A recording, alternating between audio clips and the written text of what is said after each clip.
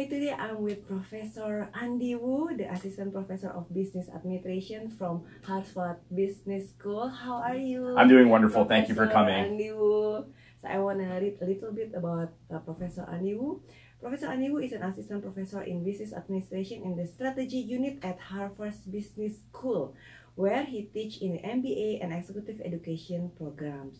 He conducts research on strategies for how technology entrepreneurs internally organize and externally mobilize resources to achieve scale for competitive advantage. He received the HBS Wiz Award, HBS William Award, and so many awards. Professor Wu is a founder, director, investor or advisor of several technology ventures. He holds several patents across rapid prototyping, medical imaging, robotics, and e-commerce. Wow, so you are an inventor, Professor. As well, I like to invent things in my spare time, to the extent that I have spare time nowadays. Okay. Welcome to Dr. Sonia Wibisono YouTube channel. Jangan lupa klik subscribe, karena subscribe itu gratis. Klik like, klik share agar teman-teman bisa dengar juga manfaatnya. Klik lonceng, gambar lonceng, silahkan komentar sebanyak-banyak. Tell me, how do your parents maybe raise you to become professor? No, that's what is the key ingredient? I think that's the most important question, right? So I owe a great deal to my parents. My parents immigrated to the United States in the 1980s, and I grew up here in the United States. My parents always valued education deeply, and so what they did was they made sure that me and my sister grew up in a town where we had a very good public school system. And so we went to school with other students who are also very dedicated to education. So it's actually a town right around here. It's called Lexington, Massachusetts. I often joke that Lexington High School is the hardest thing I've ever done in my life. It was harder than doing a college degree at MIT and harder than doing my PhD degree at Wharton. Yes. Yeah, I mean that with some seriousness. It was very, very difficult. And it's, it's made me and all my classmates into the people that we are today. Oh, okay. Yeah. What makes you become an inventor? I mean, like, what urged you and what was your passion before when you were in school? Yeah, so actually in school, in college, I studied mathematics and economics. So I'm not trained as an engineer, but being at MIT for college exposed me to a lot of other engineers. Almost all my friends are engineers. And as a result, it made me very curious about what are the ways we can improve the world around us through technology. And my father himself is also an inventor, and so he had a lot of experience with the U.S. patent process and how to file patents. And so with that, we would just take the ideas that I could come up with and turn them into patents and inventions. Wow, maybe a lot of audience want to know how to get into like the Ivy League school, like MIT and Harvard in the first place. Well, it's definitely very, very difficult, but I think that obviously, I think your listeners already know that having good grades and test scores is baseline. So that's sort of generically required of everybody. And then on top of that, schools are looking for things that differentiate the candidates. And so if I had to look at myself, I would say that my own strengths in high school and such were in having leadership roles in important academic competitions. So I was the captain of both the math team and the science team. Wow. But on top of that, I was also the student government representative for my class. Yes. And then on top of that, during high school, I had a chance to volunteer as an intern with the Massachusetts State House. So that's for the governor's office and for the state legislature. Wow. Yeah. You have so many activities. That's right, yeah. At your high school, yeah? That's right, yeah. But for me also, I would say that the interests in math and science lined up with my leadership interests because I was interested in studying economics. And so economics is basically using math to study people. And I'm very interested in math and I'm very interested in people. And so there's sort of a consistent narrative. Okay. So what are your inventions really all about? Is it more to IT or? And so I've switched a bit. So my earliest inventions were in the space of 3D printing and medical imaging. And so that's when I was really excited about 3D printing and what that technology could enable. And then later on, as I moved on, I moved my work into the autonomous vehicle space, so specifically drones, like flying robots. And so we filed some inventions in the area of these flying robots. And then we also filed some patents in e-commerce and such, although I don't have any business interest there. We just felt like filing it. Oh, okay. So is there any invention that already being business now? Yeah, so we have a company that I started in graduate school with actually one of my undergraduate students. And when I was in grad school, we started Identified Technologies, and the company is operating and growing in Pittsburgh, Pennsylvania. Okay. What is it all about? So we provide drone services Drones. Okay. for the construction and industrial industries. Okay. So we fly drones for construction companies, and then we have a proprietary flight control and data analytics system where we analyze the data for the construction companies. So a construction company might need to know like what slope are the roads on the construction site, because if it's too steep, it's not safe. Okay. And this will sound obvious to you, but it took us a while to figure out. When you build a building, the ground has to be flat before you build the building. Yes. The problem is it's actually harder than it seems to figure out if a large portion of space is actually flat. So the drone basically flies through, models it, and then we can tell them, okay, this is too high, this is too low, move dirt from here to there. Right, and that's the information and intelligence we're sharing with the construction companies. Wow, that's nice. Is there any other invention that now is becoming your business?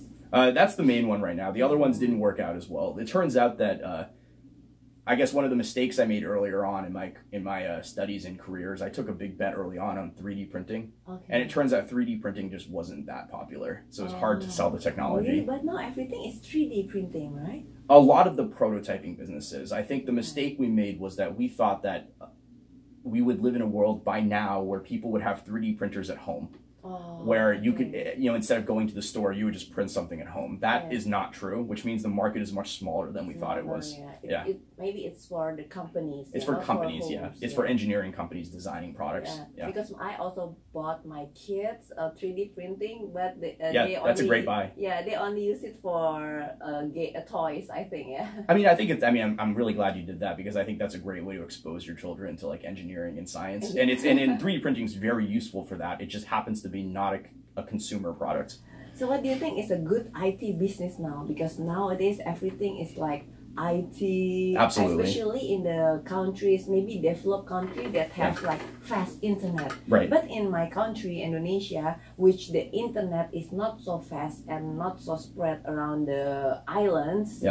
It's still. That's right. I think, first of all, I'll say that like one of the sectors of the world I'm most excited about right now is Southeast Asia. So I think there's a lot of potential there. Yes. That said, like I think in IT, I think there's still plenty of growth opportunities in consumer technology. But for me, the spaces that I focus the most on are on the consumer side, I focus on video gaming. I think there's a lot of opportunity there. And then on the enterprise side, I mostly focus on cloud computing. Like, so how do we take things that are already happening locally on your computer and put them in the cloud? Oh, you mean like unlimited cloud access? Exactly, yeah. So companies like Microsoft and their Azure cloud product, and Amazon Web Services. And so I focus on writing about those companies. Yeah. Okay. But I think on the consumer side, the part I'm most excited about is gaming. Gaming? But yeah, I think that's where the most opportunity is. Which business that we can do in gaming? Creating or? Yeah, creating content, and then as well as like distributing and licensing content, and then also creating a community for gamers. Yeah, community, yeah. Yeah. And so on the content side, I think the thing to keep in mind is a lot of content is very culturally localized. So every country needs its own gaming developers, because you need to make games for that country. Yes. Right. And so I think in Indonesia, I think there's definitely going to have to be opportunity for local developers to write games to appeal to that market. But is it healthy? Is gaming healthy? Yeah. I think there's aspects of video gaming that are concerning. And so I'll give you an example. So over half of people who play a game called Fortnite, created by Epic Games, over half of people play, I think, more than 6 to 10 hours a week. So they're playing a lot each week. I think it does have some concerns. I would say relative to other kinds of online social entertainment, I think it's not so bad. And I'll give you one example. So what we've seen in the United States is that young men and young women who are teenagers adopt different kinds of technology. And so young boys will play video games on average, and then young women will use social media on average, right? Like Instagram and things like that. Yes, they do games, Yeah, girls. but they do, but proportionally less. Yes. And then, but there's been a big difference that we've seen, which is that it seems that social media use by young women is causing higher rates of depression and suicide. Really? Yeah, because social media allows for social comparisons. Yeah. and it doesn't really teach any like self development skills. Yeah. Whereas if you think about video games, it's a little bit different. It's true that, you know, people playing video games are sitting on their couch and that's not healthy. But the act of playing a video game, especially a competitive game like a shooting game, it actually builds. Also is quite dangerous. It's dangerous, yeah. Mind, right? I understand, but it actually builds a lot of resilience. So it actually has some good properties for young boys in the following way. It actually, when you play a game like that, you lose a lot. You play and then you lose. People better than you online will beat you. And then what happens is you get another chance. So you actually get to sign up again and play again. And then you actually build resilience, right? Even though in the face of challenges. The other thing is that a lot of these games involve team building skills. So you'll notice that, I don't know if your kids play, but they'll have headsets on and talk to people and coordinate. Together with friends. That actually it actually has valuable developmental skills. Okay. Yeah. But maybe is it better a basketball competition compared to shooting game? I agree with you, except that it doesn't seem like that's generally the way they're going. Okay. I mean, someone like yourself or myself, like, I don't do much gaming myself, but I already spend like 10 hours of my day staring at a computer or a TV, right? Okay. And so we're already in a world where that's kind of the level of digital technology we're going to have to interact with. So it's unfortunate, but I think this is sort of the direction we're going with content. What do you think about the depression and the social media that you said just now? Is it going to be worse and worse? I think it will continue to get worse for two reasons. One is that obviously the penetration in terms of the market space is increasing, so more people use social media, right? Yes. The other factor is that as the technology improves, the technology itself is becoming more, I don't want to use the word, but I think the most accurate word is addictive. And so they're very good at keeping people on Facebook or on Instagram. Yes. And a lot of like what drives advertising traffic isn't necessarily like positive things. Sometimes it's very negative things. Yes. And so as an example of that, you can imagine a major search engine can identify based on search results, search queries, if a young woman is depressed. And it turns out if a young woman is depressed, the best possible thing to do is show her ads for makeup. Right. And so in that sense, it's like good for Google to like use the information that someone's depressed to sell stuff. Right. Okay. But that may not be something that's good for society. That maybe that thing that young woman needs is not makeup. Right. Right. She needs so do you some think sort of help. Social media should go on, or is there should be any restriction maybe about the likes or about the followers? That's right, yeah. So we debate this issue of, restrictions and regulation on social media quite frequently here at Harvard Business School. Okay. I would say my own position on it is that I would still skew away from much regulation, primarily because I haven't seen many good ideas for how to regulate in such a way that doesn't cause more other problems. Because then we have to make a decision about what should be controlled and what shouldn't be. And then we get into this issue of what's free speech and what do people have the right to say. Okay. What do you think about the drones business? Like, it can fly people too? Not right now, no. The technology's not quite there yet for that. But what it does do is it allows, especially on the data side, it unlocks low-cost data, aerial data, that we wouldn't previously have. So you can imagine a construction site or a farm where 10 years ago, you would have flown a manned aircraft every month or every couple months because to give the seeds, that, or even to collect data to see if the crops are healthy. Okay. That's expensive to do, but now if you don't need a pilot, you can drop the price dramatically. And then soon we'll be getting into the point. So we started with data. Next, we're going to get into the area of moving payloads. So you talked about dropping seeds, right? Yes. That's a kind of payload that would be distributed. Yes. That's what Amazon and other companies are working on. Okay. Yeah. So what do you think about the trading war between China and America, also in the IT sites? I think it's extremely unfortunate. There's a lot of beneficial collaboration the two countries can take with each other. Yes. That said, I do think the United States has legitimate grievances against China, in particular with respect to intellectual property controls, as well as related to the contracts and stuff that govern the businesses. And I will say, though, that the recent trade war, I think, is much more driven by geopolitical balance than it is necessarily about violating IP rules. Yeah, I think if I had to explain something to the American population, it'd be the following. It's that I think a lot of China's different perceptions on intellectual property are driven culturally. it's not strictly that they're trying to steal something or do something bad. It's that they don't see intellectual property the same way the Americans do. But they have a lot of research too, right? They do have a lot of research, and that's where we get into a tough situation where, for example, I think the older generation of Chinese technology companies, they weren't particularly innovative, so they basically took ideas from the West and re-implemented. I think the modern generation of technology companies is like competitive purely on their own merits.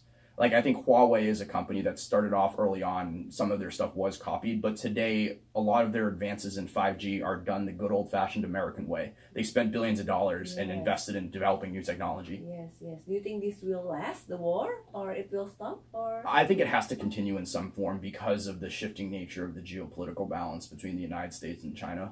Like, I think it's in the United States' favor to make sure China isn't too competitive in these technologies. How to become a businessman that can compete in this IT world nowadays? Yeah, I think first order is having some basic understanding of technology. So here at Harvard Business School, we teach a class called Strategy and Technology, and this is a class that I co-teach with Professor David Yaffe.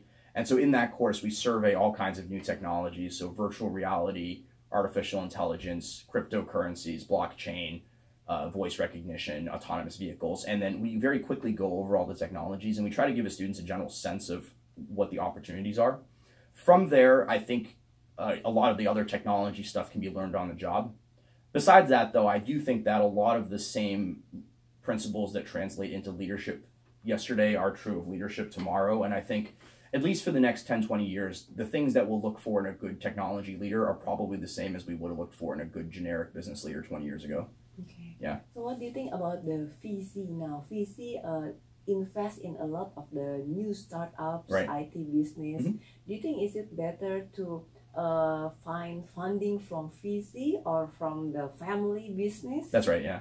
So I would say that I think the thing that's being overlooked in the scholarly literature and in the classroom here is that I think the earliest stages of financing, I think, are best from what I would call angel investors, but oftentimes these angel investors are family members. I think that will continue to be the case. In terms of like later stage capital, like I think the average VC firm has moved relatively late in the process. So most of the classic VC firms invest in very late rounds. And so I think that's where VCs will continue to dominate.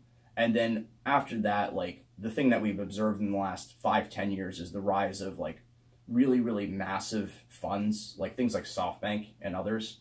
And those are covering like rounds upwards of maybe even $100 million. And this is a level of financing that people used to have to take their company public in order to get access to. You have to IPO to get that money. Now we can get that capital in a private market. As you've seen with recent examples like WeWork, sometimes that capital isn't a good thing for the company or the investors. It can be used very poorly. Really? Yeah. Why? So WeWork is a sort of often brought up example of a company where it's not clear giving them that much money was a good thing, and they were probably overvalued. So when you have a public market, the public market sets the valuation of the company, and so to some sense the valuation is fair. But when it's a private market with just one investor in one company, then nobody really knows where that number came from, and so you can just make up numbers that have no basis in reality. And that number for WeWork, for example, was much too high. Okay. And you were talking about the strategy, how to become a great businessman and business leader. Can you summarize what are the best strategy? To become a business leader? Yeah, to become a great business leader. Yeah, I mean, I think the first thing is conditional on you having enough time. I think it's, first of all, to be very well read. And so to, for example, keep on top of like The Economist and the Wall Street Journal, as well as like, publications like the Harvard Business Review, to get up to date on like what are the key management practices of the time. After that, I think that there's a general, discovery process for both the business leader's own leadership style as well as like what the culture of their organization ought to be. I can't give you a definitive answer because like people have different ways of doing this, but I think that putting attention on culture is huge. And so if you look at the executives who come here for training at Harvard Business School, I mean, a huge amount of them are looking for ways to develop the culture of their organizations to the way that they think it should be. And so that's very, very difficult to do. Okay. Yeah. So what is a success according to Professor Andy Wu? It would be the potential. So at any given moment as an executive, having the potential for tremendous value creation. And so what I tell my students is that, like, in the end, I don't really care if they, make a lot of money or not. It'd be great if they did, but at any given moment, I want them to always feel like that the business opportunity they're working on now could lead to huge value creation. And when we think of value creation today, I would be remiss if I didn't bring up the business model of platforms. And I think that's like the number one thing that if you want to truly create a massive amount of value, that's basically what you have to do.